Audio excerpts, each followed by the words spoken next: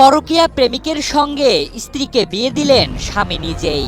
আপত্তিকর অবস্থায় হাতে নাতে ধরার পর ৫ লাখ টাকা দেনমোহরে নিজের স্ত্রীকে বিয়ে দিয়েছেন হতভাগা এক স্বামী।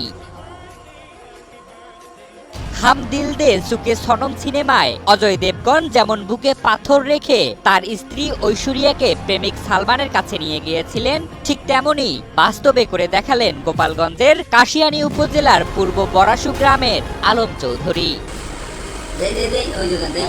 প্রায় এক যুগের সংসার জীবন, তবুও স্বামী ও ৩ সন্তানের মায়া ছেড়ে স্ত্রীও রাজি হয়েছেন প্রেমিককে বিয়ে করতে।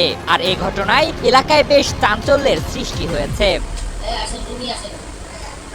যে স্ত্রীকে সুখে রাখার জন্য হাড়ভাঙা পরিশ্রম করছিলেন আলম চৌধুরী, সেই স্ত্রী জড়িয়েছেন পরকীয়ায়। প্রথমত বুঝতে না পারলেও সন্দেহ ছিল মনে। আর গত ১৯ এপ্রিল যখন বাড়িতে ফিরে নিজ কক্ষে স্ত্রী ও তার পরকীয়া প্রেমিককে আপত্তিকর অবস্থায় দেখতে পান, তখন যেন মুহূর্তে চুরমার হয়ে যায় তার পৃথিবী।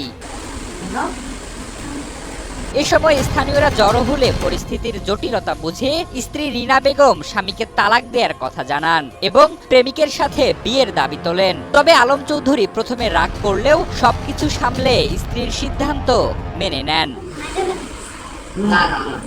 ৩ সন্তানের মুখের দিকে তাকিয়েও বুকে পাথর চেপে নিজ স্ত্রীকে বিয়ে দেন তার পরকীয়া প্রেমিকের সাথে।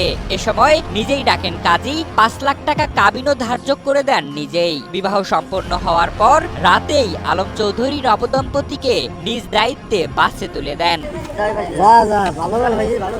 এ বিষয়ে স্থানীয় ইউপি সদস্য মোহাম্মদ জাকির হোসেন জানান, আলম চৌধুরীর স্ত্রী রিনি বেগমের দীর্ঘদিনের প্রেমের সম্পর্ক ছিল লক্ষ্মীপুর জেলার রায়পুর উপজেলার উৎমারা গ্রামের হানিফের ছেলে জাহাঙ্গীর আলমের সাথে। পরকীয়ার বিষয়টি নিয়ে এলাকায় আগে থেকেই গুঞ্জন চলছিল।